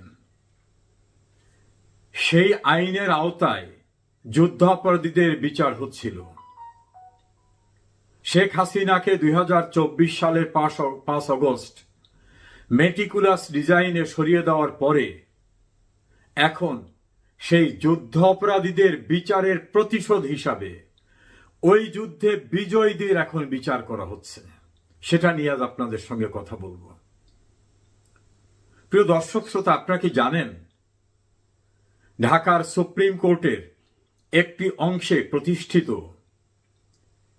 আন্তর্জাতিক মানবতা বিরোধী অপরাধের বিচারের জন্য যে ট্রাইব্যুনাল, যেটাকে আইসিটি ট্রাইব্যুনাল বলা হয়, সেই ট্রাইব্যুনালে 1971 সনের যারা যুদ্ধ অপরাধ করেছিল তাদের বিচার চলছিল। অনেকের বিচার সম্পন্ন হয়েছে। সুপ্রিম কোর্টের আপিল বিভাগে আপিল রিভিউ সব সম্পন্ন হওয়ার পরে, রাষ্ট্রপতির কাছে ক্ষমা প্রার্থনার পর্ব শেষ হওয়ার পরে অনেকের সাজা কার্যকর হয়ে গেছে এবং অন্যান্যদের বিচার চলমান ছিল। এই চলমান অবস্থায় 2024 সালে আন্তর্জাতিক এবং দেশীয় ষড়যন্ত্রে মেটিকুলাস ডিজাইনের মাধ্যমে শেখ হাসিনাকে সরিয়ে দেওয়ার পরে ঠিক উল্টা ব্যবস্থাটা কায়েম হয়েছে। যুদ্ধাপরাধীদের চলমান বিচার এখন বন্ধ। ওই ট্রাইব্যুনালে কিন্তু বেশ কয়েকটা যুদ্ধাপরাধীদের বিচার চলমান ছিল, সেগুলো এখন বন্ধ। আর ওই যুদ্ধে যারা বিজয়ী হয়েছিলেন ৭১-এ, এখন তাদের বিচার চলছে।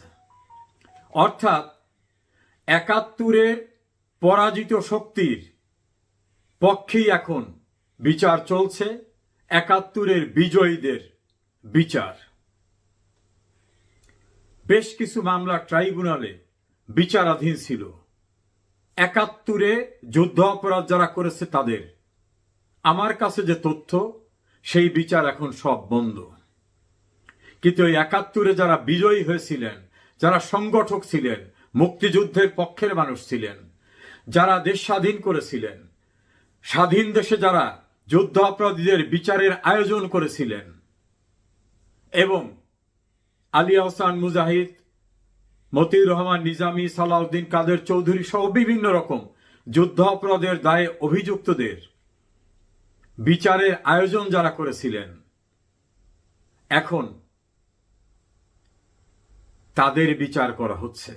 এমনকি বিচারে যারা বিচারক ছিলেন, যেমন আপিল বিভাগের বিচারক ছিলেন এইচ.এম. শামসুদ্দিন চৌধুরী, জাস্টিস মানিক নামে পরিচিত, তাকে ওই ট্রাইব্যুনাল এখন বিচার করা হচ্ছে। যিনি যুদ্ধ অপরাধীদের অ্যাপিলেট ডিভিশনের বিচারের ফোরামে ছিলেন। মুক্তিযুদ্ধ যারা করেছিলেন, হাসানুল্লাহ কিনু, রাশেদ খান মেনন, আমির হোসেন আমু, এরকম অসংখ্য নাম বলে শেষ করা যাবে না, এবং মুক্তিযুদ্ধের অন্যতম সংগঠক যারা ছিলেন, যোদ্ধা ছিলেন, আজ তাদেরকে সেই ট্রাইব্যুনালে নিয়ে বিচার করে কার্যত বুঝিয়ে দেওয়া হচ্ছে যে ৭১-এ তোমরা বিজয়ী হয়েছিলা, পরাজিতদের বিচার করেছো, আজ সেই ট্রাইব্যুনালে তোমাদের বিচার করা হচ্ছে। বিষয়টা এরকম না? ৭১-এর পরাজয়ের প্রতিশোধ নিতে ৭১-এর বিজয়ীদের বিচার করা হচ্ছে। যে নামেই বলুক, ২৪ জুলাই, অগস্ট আন্দোলন ইত্যাদি ইত্যাদি যাই বলুক, বাস্তবতা কিন্তু মহান মুক্তিযুদ্ধে যারা পরাজিত হয়েছিল, সেই পরাজয়ের প্রতিশোধ নিতেই এখন বাংলাদেশের আইসিটি ট্রাইব্যুনালে বিচার চলছে। আর যুদ্ধ অপরাধীদের বিচারের দুঃসাহসী আয়োজন যিনি করেছিলেন, বঙ্গবন্ধু কন্যা শেখ হাসিনা, তাকে সাজা দেওয়ার জন্য হয়তো রায় প্রস্তুত, ঘোষণা হতে বাকি। একইভাবে বীর মুক্তিযোদ্ধা আসাদুজ্জামান কামাল, আর একজনাকে তো রাজসাক্ষী করে তাকে হয়তো ক্ষমা করা হতে পারে, তাকে দিয়ে স্টেটমেন্ট নেওয়ানো হচ্ছে। এভাবেই মুক্তিযুদ্ধের বাংলাদেশে বিজয়ীদের বিচার হচ্ছে পরাজিতদের চাহিদা অনুযায়ী, পরাজিতদের আয়োজন অনুযায়ী। কোথায় যাচ্ছে বাংলাদেশ? এটাই তো বাস্তবতা। যুদ্ধাপরাধীদের বিচার বন্ধ করে রেখে যুদ্ধের বিজয়ীদের বিচার করা হচ্ছে। পৃথিবীর কোন দেশের ইতিহাসে রেকর্ড নেই পরাজিতদের ঘুরে দাঁড়াতে দেওয়ার। বঙ্গবন্ধু তার মহানুভবতা দিয়ে পরাজিতদেরও ক্ষমা করেছিলেন অনেককে। যারা সুনির্দিষ্ট অপরাধে অভিযুক্ত, তাদের বিচার হবে, এটা তিনি আইন করেছিলেন। কিন্তু সেই বিচার প্রক্রিয়া শুরু হওয়ার পূর্বেই তো বঙ্গবন্ধুকে নির্মমভাবে হত্যা করা হয়। সে হত্যার সঙ্গেও জড়িত ছিল ৭১-এর পরাজিত শক্তি, তাদের দেশীয় এবং বিদেশি সহযোগীরা। কোথায় যাচ্ছে বাংলাদেশ? বাঙালি বারবার আঘাতপ্রাপ্ত হয়েছে, কিন্তু ঘুরে দাঁড়িয়েছে। হয়তো আবারও আরেকটি কঠিন লড়াইয়ের জন্য বাঙালি জাতিকে প্রস্তুত হতে হবে, কারণ পরাজিতদের ক্ষমা করা এটা হয়তো ইতিহাস বলবে এটা ভুল ছিল। ভালো থাকুন। না, আমার কাছে মনে হয় যে উনার যে লাস্ট কথাটা যে আমরা এফোর্ড করতে পারবো না, এটা হয়তো উনি ওই একটা সংশয় থেকে, আমি তো আর জানি না, তবে ওই সংশয় থেকে বলছে। সাধারণ মানুষ হিসেবে আমার যেটা মনে হয় যে আবার যদি কোনো ধরনের একটা টার্মোয়েল হয়, আবার যদি কোনো ধরনের একটা ইনস্টেবিলিটি সোসাইটিতে আসে, বা আবার যদি মানুষ পথে নামে, বা কোনো একটা কিছু যদি হয়, এটা কি আমরা বহন করতে পারবো কিনা। আমি একটা খুব সরলীকরণ করে এটার উত্তর দিলাম, কারণ আমি আসলে জানি না উনি কোন কথাকে বেস করে এটা বলেছেন।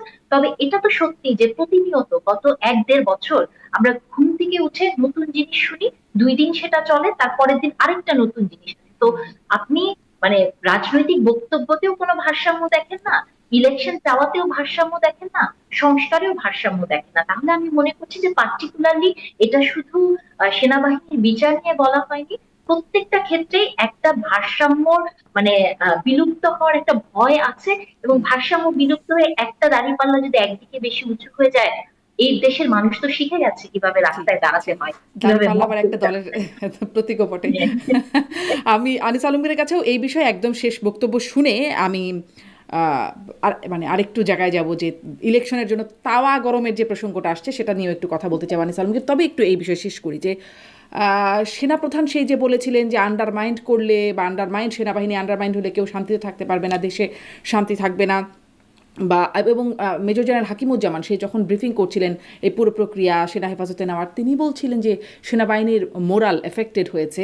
এখন সালাউদ্দিন আহমেদের বক্তব্য যে ভারসাম্য নষ্ট হলে সেটি আমরা এফোর্ড করতে পারবো না। ভারসাম্য নষ্ট হচ্ছে কিনা, আন্ডারমাইন্ড হচ্ছে কিনা মোরাল ডাউন হবার ফলে, এবং এতে আসলে শান্তিতে কেউ থাকতে পারবে না, এটা যে তিনি পরিষ্কার করেছিলেন সেনাপ্রধান, সেরকম একটা পরিস্থিতির দিকে আছে কিনা। না, আমি কথাটা বুঝলাম না, লাস্ট কথাটা কি বললেন, কাকে পরিষ্কার মানে আমি করছিলেন? ওই যে সেনাপ্রধানের 25শে ফেব্রুয়ারির যে বক্তব্য যে আন্ডারমাইন্ড হলে কেউ শান্তিতে থাকতে পারবে না, দেশের শান্তি শৃঙ্খলা থাকবে না, এটি আমি পরিষ্কার করে বলে দিলাম, মানে তার বক্তব্যের শেষে এরকম একটা অংশ ছিল। তো তার সেই সেটা বক্তব্য অনেকদিন আগের বক্তৃতা, আপনি সেটাকে যদি এখন রিলেট করেন তাহলে হচ্ছে না। তারপরও আপনি যদি ঘুরিয়ে পেঁচিয়ে এত কথা না বলে সরাসরি সালাউদ্দিন আহমেদের যে বক্তৃতা, সেটাতে এটা স্পষ্ট আছে যে আমরা এটা এফোর্ড করতে পারবো না। তার মানে হচ্ছে যে সেনাবাহিনীর সঙ্গে সরকারের যদি দূরত্ব সৃষ্টি হওয়া মানে হচ্ছে যে রাষ্ট্র ক্ষমতায় সেনাবাহিনী আসা। তো রাষ্ট্র ক্ষমতায় সেনাবাহিনী যদি এবার এই মুহূর্তে আসে, ইলেকশনের আছে আর 4 মাস, আমরা একটা প্রক্রিয়ার মধ্যে আছি, ইলেকশন এর মধ্যে আমরা আগাচ্ছি। এখন যদি আবার সেই জায়গায় প্রতিবন্ধকতার সৃষ্টি হয়, তার মানে ইলেকশন আবার একটা অনিশ্চয়তার মধ্যে পড়বে। এবং এই সরকার তখন, সেনাবাহিনীর এই সরকার তখন কয়দিন থাকবে? তারা কি 3 মাসের জন্য আসবে, না 3 বছরের জন্য আসবে, না ডক্টর ইউনূসের মতো মানে যখন ইচ্ছা তখন আমি ডিক্লার দেবো কতদিন থাকবো, সেই পরিস্থিতিতে পড়বে কিনা? তো এটা তো জনমনে একটা বিরাট আতঙ্ক।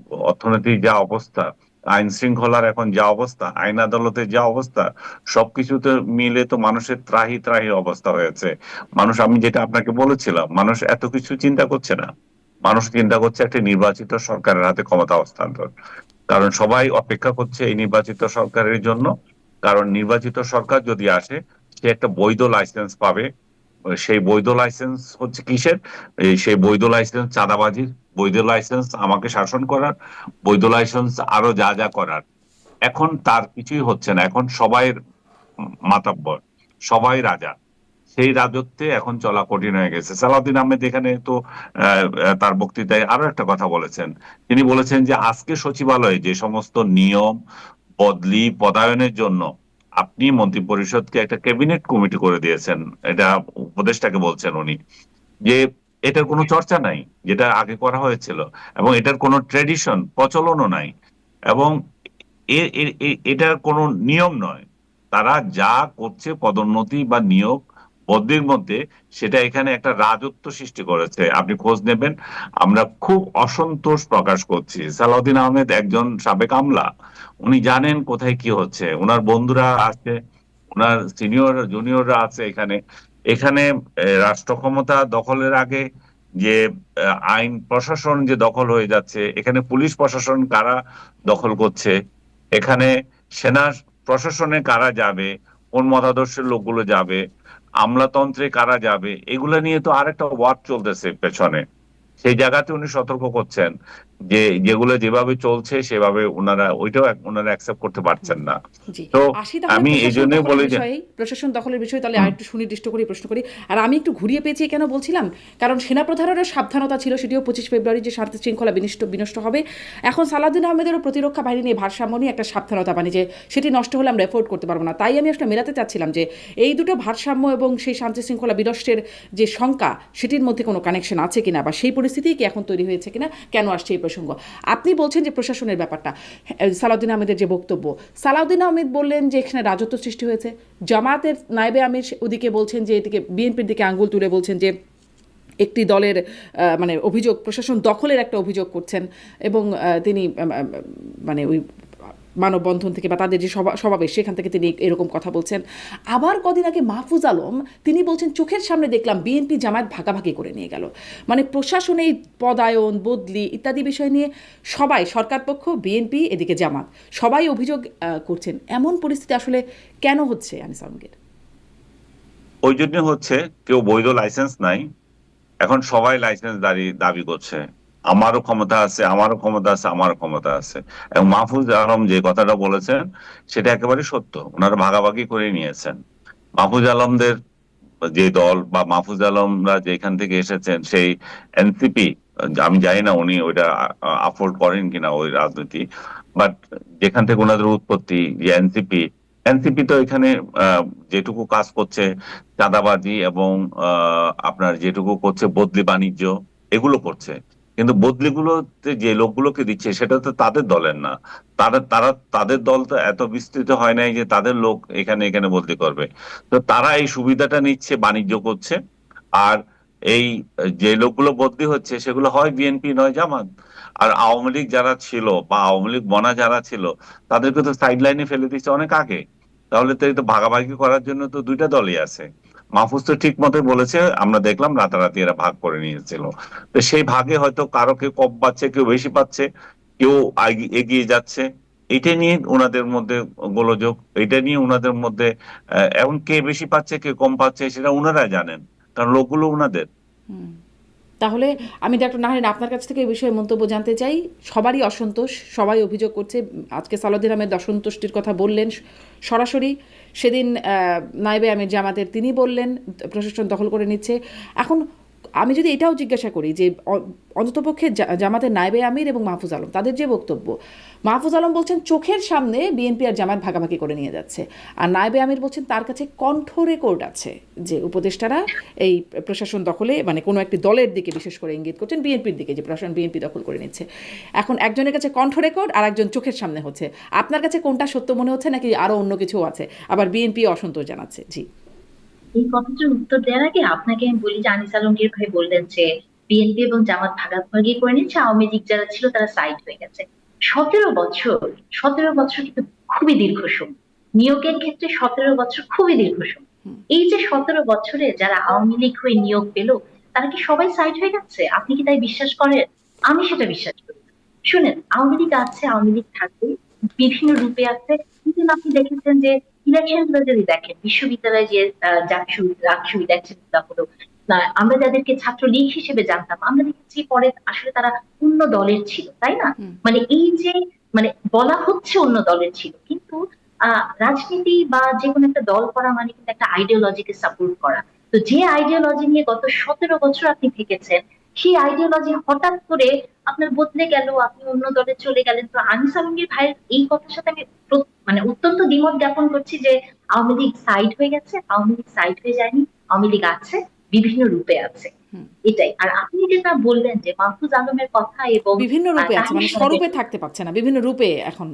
স্বরূপে তো থাকার আসলে সম্ভাবনা নাই, তাই না? স্বরূপে কি করে থাকবে, কিন্তু বিভিন্ন রূপে থাকছে এবং এটা থাকবে। হ্যাঁ, এটা নিয়ে কোনো দ্বিমত নাই।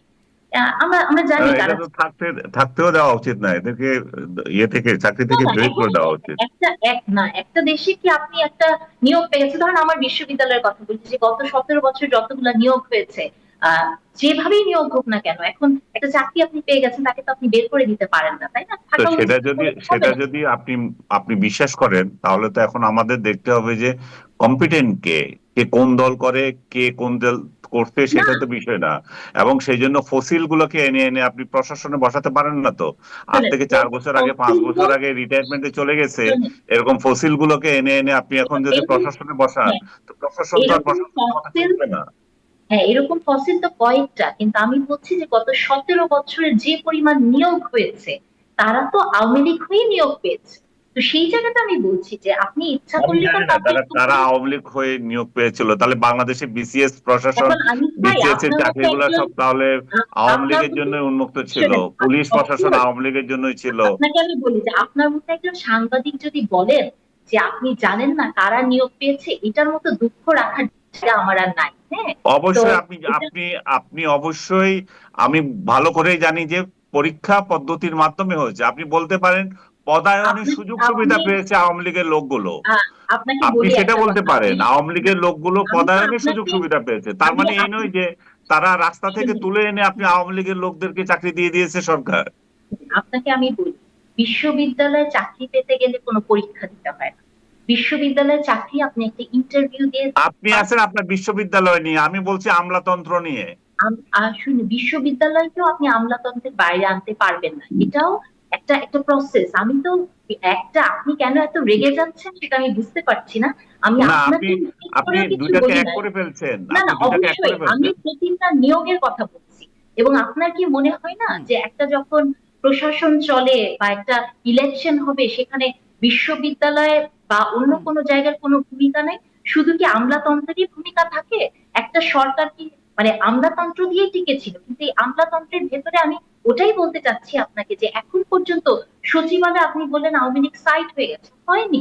আমি সেটাই আপনাকে বলছি, কারণ অ্যামাউন্ট এত বেশি, সময়টা এত দীর্ঘ, 17 বছর, এটাকে আপনি কোনোভাবেই ইগনোর করতে পারবেন না। আর সেকেন্ড যে প্রশ্নটা শারমিন আপা আমাকে করলেন যে তাহের সাহেবের যে কথা, আমি মনে করি যে নাহিদ ইসলাম যেটি বলেছেন যে তার মনে হয়েছে 5 জন উপদেষ্টা কথা তিনি বলতে পারেন, তারা মানে কোনো না কোনো কিছুর সাথে জড়িত। বাংলাদেশের আইনে বা পৃথিবীর সব আইনে একটা নিয়ম আছে যে আপনি যখন কাউকে দোষারোপ করবেন, তখন আপনাকেই সেই দায়ভারটা নিতে হবে এবং প্রমাণ করার দায়িত্ব আপনার। তাহলে আমি তো মনে করি যে জুলাইয়ের পরবর্তীকালীন সময়ে আপনি এতটুকু মেরুদণ্ড আপনার শক্ত হয়নি যে আপনি 5 জনের কথা বলছেন, সেই নামটা আপনি প্রকাশ করতে পারছেন না। আর তাহের সাহেব তো আরেক কাছি বেশি, উনি বলেছেন দেখেন যে একটা কণ্ঠ রেকর্ড আছে। আমরা এমন একটি ভয়ঙ্কর দেশে বাস করি যে যে দেশে গত 17 বছর ডিজিএফআই বলেন, এমটিএনসি বলেন, যারা আমাদেরকে কণ্ঠ রেকর্ড, ব্যক্তিগত ডেটা, এগুলাকে প্রকাশ করার হুমকি দিয়ে কত কিছু করেছে। এখন পর্যন্ত যে মানুষটি একটি শুধু আমাদেরকে পাবলিক কেন, ফোরাম, স্বয়ং তৎকালীন প্রধানমন্ত্রীর কণ্ঠ পর্যন্ত রেকর্ড হয়ে আছে। কথা রেকর্ড হয়েছে, এবং দেখেন মানে উনি খুব বোল্ডলি বলছেন যে উনার কাছে কণ্ঠ রেকর্ড আছে। আপনি চিন্তা করেন তো, এটা যদি বিশ্বের অন্য কোনো দেশ হতো, ইউরোপিয়ান কোনো দেশ হতো বা আমেরিকা হতো বা কিছু, আপনি ডেটা প্রোটেকশন এত স্ট্রং সেসব জায়গায়, এই কথাটা বলাটাই তো অন্যায়। আপনি দেখেন না যে সিসি ক্যামেরা যেখানে থাকে, হুম। নিচে লেখা থাকে যে এই ভবনটি সিসি ক্যামেরা দ্বারা নিয়ন্ত্রিত। তার মানে হচ্ছে এটা যে চোরকেও আপনি জানিয়ে দিলেন যে তুমি যে চুরি করতে আসবা, তুমি কিন্তু রেকর্ডেড থাকবা, কারণ চোরেরও সেই মানে জায়গাটা আছে জানার যে সে ওখানে গেলে রেকর্ডেড হবে। তো আপনি যখন একটা মিটিং এর কথা, বা আমি জানি না কিসের কনভারসেশনের কথা উনি বলছেন, এই যে আড়ি পেতে শোনা কনভারসেশনটা, দেখেন বাংলাদেশের অনেক টেলিভিশন চ্যানেল ছিল, 71 নামের একটা টেলিভিশন চ্যানেল ছিল, যেখানে আচ্ছা। আড়ি পেতে কথা নিয়ে ঘন্টার পর ঘন্টা প্রোগ্রাম হয়েছে, এবং সবাই খুব মানে আবেগে আপ্লুত হয়ে এই আড়ি পাতার গল্পগুলোকে নিয়ে বড় বড় কথা বলেছে, তাই না? কারো মনে, বাংলাদেশের কোন জার্নালিস্ট তখনকার সময় এই প্রশ্নটি তোলে নাই যে ব্যক্তিগত কোনো কনভারসেশন এইভাবে রেকর্ড করা যায় না। যে কোনো কনভারসেশন আপনাকে রেকর্ড করতে গেলে আপনার পারমিশন নিতে হয়। ইভেন এই যে আপনার সাথে আমি টকশো করছি, এখানেও কিন্তু একটা লেখা এসেছে যে এই প্রোগ্রামটি রেকর্ড হচ্ছে, আমি কি রাজি না। তার মানে পৃথিবীর কোন জায়গায় আপনি কোনো কনভারসেশন কাউকে না বলে রেকর্ড করতে পারবেন না। তাহলে এই যে কথাগুলো বলে, আমি জানি না তার কাছে রেকর্ড আছে কি। যদি রেকর্ড থেকে থাকে, আমি মনে করি সরকারের এটিকে শক্ত হাতে দেখা উচিত। হুম। এবং আমরা কখনোই চাই না যে গত 17 বছর আবার আমাদের জীবনে ফিরে ফিরে আসুক, আমাদের টেলিফোনে আড়ি পাতা হোক। ওই যে শুনেছিলাম না কি একটা আছে, যেটা ইসরায়েল থেকে কেনা হয়েছিল, কি নাম, পেগাসাস। আপনি কি জানেন পেগাসাসের কি হয়েছে? আমি তো জানি না, তাই না? তাহলে এই যে পেগাসাস নাকি কেনা হয়েছিল, সবার কথা আড়ি পাতা হতো, এগুলো কি আমাদেরকে এই সরকার কখনো বলেছে যে এনটিএমসি আর কাজ করে না? তারা কি আমাদেরকে একবার বলেছে যে আমার আর আপনার ব্যক্তিগত কথোপকথন তারা রেকর্ড করে না? তাহলে এই আশাটা তো আমরা জুলাইয়ের পরে করি নাই। তো আমি মনে করি মানে যে এই এখন এখন সেই যা যা রেকর্ড হচ্ছে সেগুলো দিয়ে হুমকি দেওয়া হচ্ছে যে আপনারা যদি মানে আমাদের কথা মতো বা আমাদের স্বার্থ বাস্তবায়ন না করেন তাহলে সেগুলো ফাঁস করে দেওয়া হবে। ব্যাপারটা কি এখনো সেই অবস্থায়? এবং দেখেন শারমিন আপা, এটা কিন্তু কোনো অতীতের কনভারসেশনের কথা তিনি বলেন নাই, না। তিনি এখনকার উপদেষ্টার কথা বলছেন। তার মানে অবভিয়াসলি এটা ঘটেছে জুলাইয়ের পরবর্তী সময়। জুলাইয়ের পরবর্তী সময়ে আপনি ব্যক্তিগত কথোপকথন রেকর্ড করে সেটা হুমকি দিবেন, এবং সেটা আমরা জনগণ শুনছি, নিউজ পেপারে আসছে। গত 5 দিনের টকশো কিন্তু এটা নিয়ে আমরা কথা বলছি, কিন্তু কেউ প্রশ্ন করে না যে যেই কথাটি বলছেন সে সবচেয়ে বড় অবৈধ কাজ করছেন, অন্যায় করছেন, এবং এটা সে করতে পারে না। এই তাহলে কথাটা কি আমাদেরকে আমি কেউ বলে। আনিস আলমগীর আপনার কাছ থেকে একটু এ প্রসঙ্গে শুনতে চাই, জামাত কি স্পাইং করছে? এই যে কণ্ঠ রেকর্ডের কথা বলছেন, এবং যদি করেও থাকে তাহলে সেটি জাতির স্বার্থে যদি ষড়যন্ত্র থেকে থাকে কেন সেটা প্রকাশ করছে না? কেন নাহিদ ইসলামরাই প্রকাশ করছে না? তারাও বলছেন সব ফাঁস করে দেওয়া হবে, মানে এটি আসলে পরেই ফাঁস করে দেওয়া হবে সুযোগ সুবিধা মতো বা অসুবিধা হলে। এই অবস্থায় কি কেন পৌঁছাচ্ছে? এখানে কি মনে হয় কি উদ্দেশ্য? স্পাইং করছে কিনা এবং পরে ফাঁস করে দেওয়া হবে, দুটো বিষয় আপনার বক্তব্য। স্পাইং করছে কিনা আমি জানি না, তবে আমি মনে করি যে ব্যক্তিগত আলাপ তো রেকর্ড করা উচিত নয়। এবং ওনারা কোন পদ্ধতিতে পেয়েছেন, প্রশাসনে ওনাদের যদি কোনো ব্যক্তি থেকে থাকে তাদের মাধ্যমে এটা হতে পারে। আমি এই আগে যে আলোচনা হচ্ছিল সেখানে একটু সংশোধনী দিচ্ছি আমার কলিগকে। আপনি যে বলছেন যে সাংবাদিকরা এটা নিয়ে কোনো প্রতিবাদ করেছিলেন কিনা, হ্যাঁ, সাংবাদিকরা এটা লিখেছিলেন যে যখন সরকার এই পদ্ধতি প্রচলন করেছিল আড়ি পাতা বিষয়ে, তখন এটা নিয়ে অনেক লেখালেখি হয়েছিল। সবচেয়ে বড় যে অসুবিধাটা আমাদের আসলে হয়েছিল সেটা হচ্ছে যে সরকার একটা আইন করেছে। এই আইনের বদলতে সরকার যে কারো টেলিফোন এটা রেকর্ড নিতে পারবে, এবং এই আইনের বদলতে আপনার টেলিফোন কোম্পানিগুলো বাধ্য আপনি কোথায় কি বলছেন কি করছেন সেগুলো সরকারকে দিতে। বিশেষ করে এমটিআরসি, যেটা কি জানি যে নামটা, এনটিএমসি। যেটা এমটি এনটিএমসি। এনটিএমসির কাছে এটা দিতে বাধ্য, এবং 6 মাস পর্যন্ত তো আপনি আমাদের সব রেকর্ড ওই কোম্পানিগুলোর কাছে থাকে। তো সরকার যদি আইন করে নেয় সেখানে আমাদের তো সাংবাদিক হিসেবে আমাদের ওখানে বলার আর কোনো ইয়ে থাকে না। তারপরে এখানে নাগরিক সমাজের প্রতিনিধি যারা আছে তাদেরই বরং এখানে সোচ্চার হওয়া উচিত ছিল যে রাষ্ট্রের এইভাবে নিরাপত্তা কেন বিঘ্নিত হবে। এখন যে আপনি যে প্রশ্নটা তুলেছেন যে জামাত নেতা যদি এটা করে থাকে, এটা খুবই অনৈতিক, উনি কেন এটা দেবেন? এবং ইয়ে যে নাহিদ যেটুকুলো বলছিল যে কতগুলো এক্সিট চাচ্ছে, কারা এক্সিট চাচ্ছে সেগুলো বলা উচিত। এরকম মানে আড়ালে আড়ালে কথা বলা উচিত না। এবং বিএনপির লোকেরাও বলে যে জামাতের লোকগুলো উপদেষ্টা পরিষদে আছে, অমুক অমুক দিয়ে একটা নামও উল্লেখ করে তারা, কিন্তু এরাও আবার এদের কথা বলে।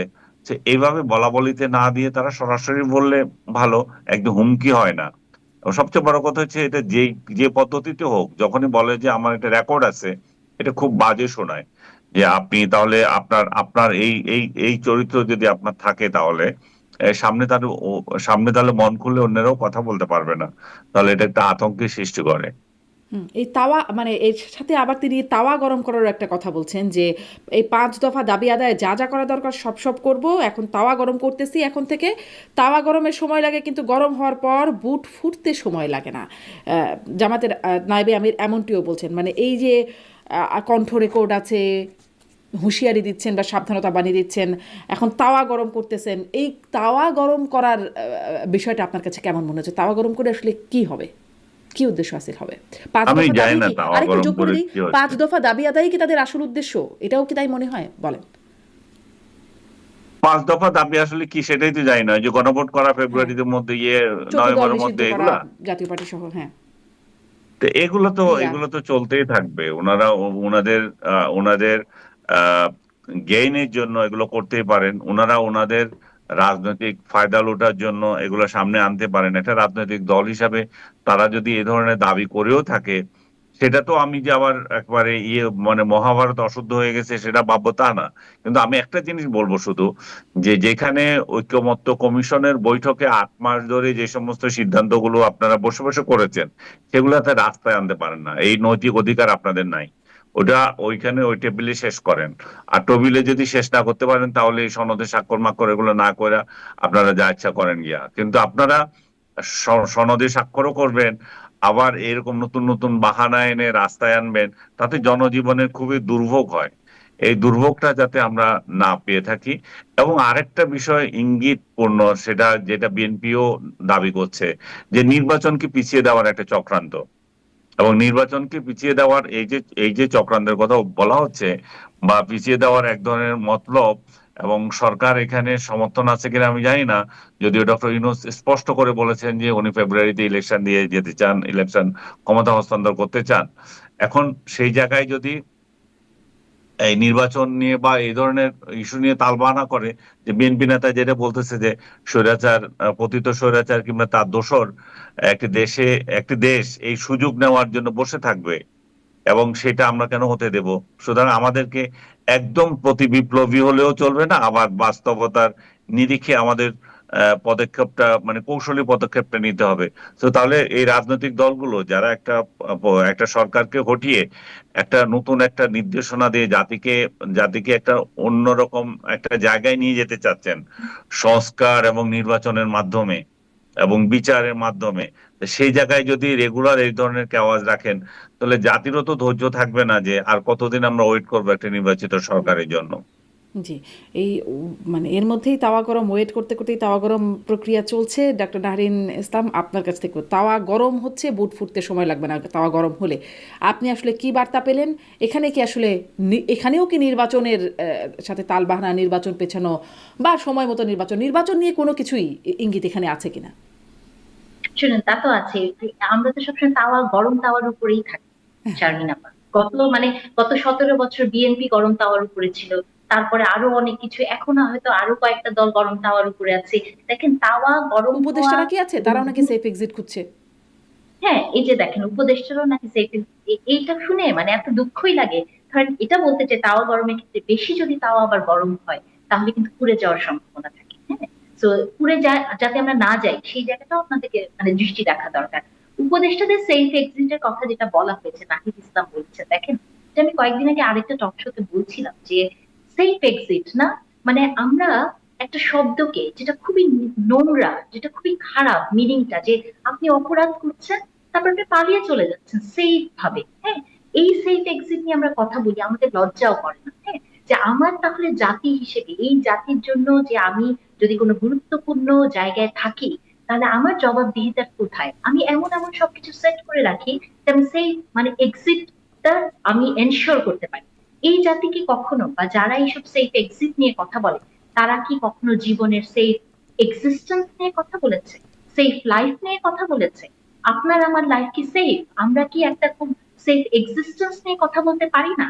বেঁচে থাকার যে ন্যূনতম যতটুকু মানে স্বস্তি দরকার, একটা দেশ যখন সেটা দিতে পারে না, সেই দেশের মানুষরা আবার সেফ এক্সিট নিয়ে কথা বলে। দেখেন, আসিফ নজরুল স্যার একটি কথা বলেছেন, তিনি বলেছেন যে এই দেশের মানুষের সেফ এক্সিট দরকার, কয়েকটি দলের নাম বলে উনি বলেছেন। কিন্তু যাদের দলটা কয়েকটি গ্রুপের নাম বলেছেন, যেমন এস আলম গ্রুপ, আরো অনেক কিছু, যে তাদের হাত থেকে আমাদের সেফ এক্সিট দরকার দেশের মানুষের। উনি তো এখন দায়িত্বে আছেন, উনাকে আমি সবিনয়ে প্রশ্ন করতে চাই যে এই সব গ্রুপগুলোর হাত থেকে সেফ এক্সিট আমাদের দেয়ার, যাদের দায়িত্ব ছিল, যে সরকারের দায়িত্ব ছিল, গত 1-1.5 বছরে সরকার কি সেটি করতে পেরেছে? আর আমরা কি নিজের এত ছাগল হাজার খেয়ে ফেলে, হাজার টাকা, সেটাই তো মানে দায়িত্ব নিয়ে সেটারই তো ঠিক দেখেন, বিচার করতে পারেন না। এটা, হ্যাঁ, এই যে ছাগল খেয়ে ফেলা, এটা নিয়েও আমি একটা কথা বলতে চাই শারমিন আপা, যে আমরা তো সবকিছু সুপারফিশিয়ালি দেখি, উপর থেকে দেখি। যে আপনি দেখেন, একটা ছাগল খাওয়া হয়েছে, আপনার কাছে আমার কাছে নর্মাল দৃষ্টিতে মনে হতে পারে একটা অপরাধ, পাশের বাসায় যে একটা ছাগল খেয়ে ফেলছে। আপনি কি কখনো মনে করেছেন যে আপনার একটা পোষা প্রাণী, একটা শিশুর একটা মানে শৈশব তার মধ্যে না, এই মুরাল, এই এথিক্সটুকু আপনার ভিতরে নাই, যে ওই বাচ্চাটা কি ট্রমার ভিতর দিয়ে গেছে? বা আপনি কারো পোষা জিনিস যে আপনি এনে খেয়ে ফেলতে পারেন, বা মানে অন্যায় ভাবে সেটি একটি গাছের ফলও হোক, সেটা নেয়ার যে অভ্যস্ততা, এই যে তৈরি হয়ে গেছে এই সোসাইটিতে, হবে না কেন? কারণ এই দেশে আমরা ছাত্রছাত্রীদের স্কুলে ফার্স্ট হওয়া ব্যতীত আর কিচ্ছু শিখাই না, কোনো মোরাল শিখাই না, কোনো এথিক্স শিখাই না। এবং একটা পোষা প্রাণী বা দেখেন পৃথিবীতে কিন্তু প্রাণী নিয়ে অনেক আন্দোলন হয়, এখন কিন্তু পেট নিয়ে অনেক রাজনীতিও হয়, তাই না? বা এই যে ধরেন বিজ্ঞান সংস্কৃতি এসছে, অনেক কিছু হয় উন্নত দেশগুলোতে, যে আপনি একটা নিরীহ প্রাণীকে, যে ছোট বাচ্চা পালে, তাকে আপনি মেরে ফেলেন এবং খেলেন, এবং খুব দম্ভ সহকারে বলে বেড়াচ্ছেন যে আমি উপদেষ্টার বাড়ির ছাগল খেয়েছি। আপনি বুঝতে পারেন যে নৈতিক জায়গাটা কোথায় আছে? আমাদের তো ওই জায়গাটাতে প্রশ্ন করতে হবে, মানসিকতায় প্রশ্ন করতে হবে। দেখেন, আমার একটা কথা খুব স্ট্রাইক করেছিল, এনসিপির মনে হয় কোনো একজন নেতা আওয়ামী লীগের কোন নেত্রীর বাসায় চাঁদাবাজি করতে গিয়েছে, এবং সেখানে তিনি আদালতে পরে বলেছে যে আমি গরিবের ছেলে তো, এত টাকা দেখে লোভ সামলাতে পারি না। এই যে কথা, তার পেছনে কি মেসেজটা আমাদেরকে দেয়? দেখেন দেখেন, আজকে পর্যন্ত বাংলাদেশের কয়টা পরিবার বা যারা আমাদের কিশোর কিশোরী তরুণ আমরা আন্দোলন করেছি, বা আমি সহ রাস্তায় দাঁড়িয়েছি আমরা যারা, কয়জন বুকে হাত দিয়ে বলতে পারবো যে আমি সব টাকা খেয়েছি? কয়জন বলতে পারবে? কয়জন বলতে পারবে যে আমার এটা তো বাবা একদম ঘুষ গোড়ার খায়? সমস্যা ডক্টর নাহরিন ইসলাম, আপনি তো একদম গোড়ার সমস্যার কথা বলছেন, ভেতরের কথা বা পেছন থেকে, মানে তার পেছনের কথা, লোভের পেছনে গরিবের সন্তান। কিন্তু মুখের সামনে যেই কথাটা বললেন, উপদেষ্টা আসিফ মাহমুদের সরাসরি সম্পৃক্ততা, সেটি নিয়েও তো আমরা কিছু বললাম না।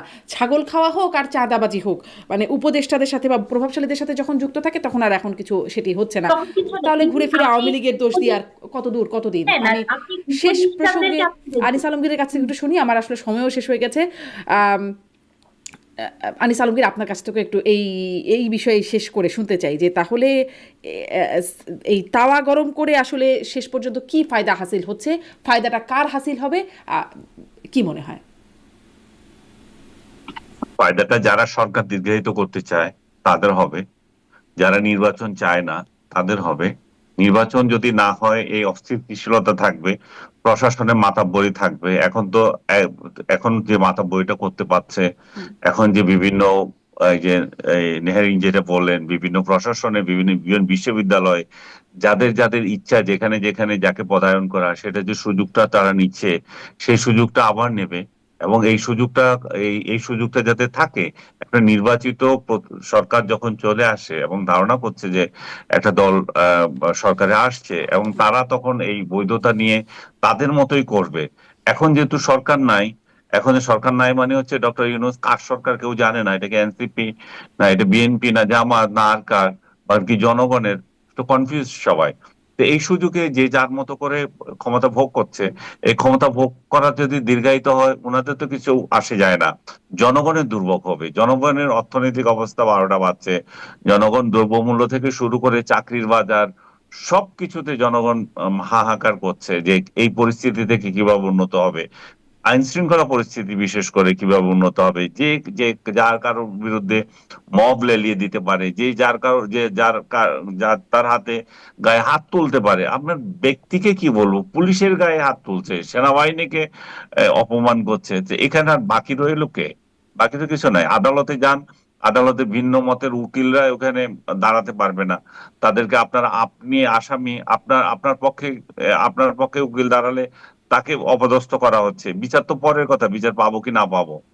তো এমন একটা পরিস্থিতি, এমন একটা অরাজকতা, যারা চায় এটা কন্টিনিউশন হোক, এবং এই অরাজকতার মধ্য দিয়ে হয়তো তারা চাচ্ছে যে একটা দল আরো বেশি বদনাম কুড়াবে এবং আর একটা দল সুনাম অর্জন করবে, এবং প্রশাসনে তাদের আহ তাদের যে মন মতো করে প্রশাসনকে সাজানো যাবে, যাতে যত দেরি হয় ততক্ষণ, যখন আরো আরো দেরি হলে তখন যেমন জনসমর্থন যেমন তারা পাবে, তেমনি প্রশাসনের সহায়তাও পাবে। আমি মনে করি তাওয়া গরম করবে তারাই যারা ইলেকশনকে পিছিয়ে দিতে চায়, একটু সোজা কথায়, অন্য কিছু না। জি, অনেক ধন্যবাদ আনিস আলমগীর। দেখা যাক তাওয়া আসলে কতটা গরম হয়ে, আবার ডক্টর নাহরিন ইসলাম যেরকমটা বলছিলেন যে তাওয়া গরম হতে হতে পুড়ে আবার না যায়, সেই বিষয়গুলো নিশ্চয়ই আমরা নজরে রাখবো এবং আমরা কথা বলতে থাকবো। আমাদের তো আর কিছু করার নাই, নিশ্চয়ই আলোচনাটা জারি রাখবো। অনেক ধন্যবাদ আনিস আলমগীর, অনেক ধন্যবাদ ডক্টর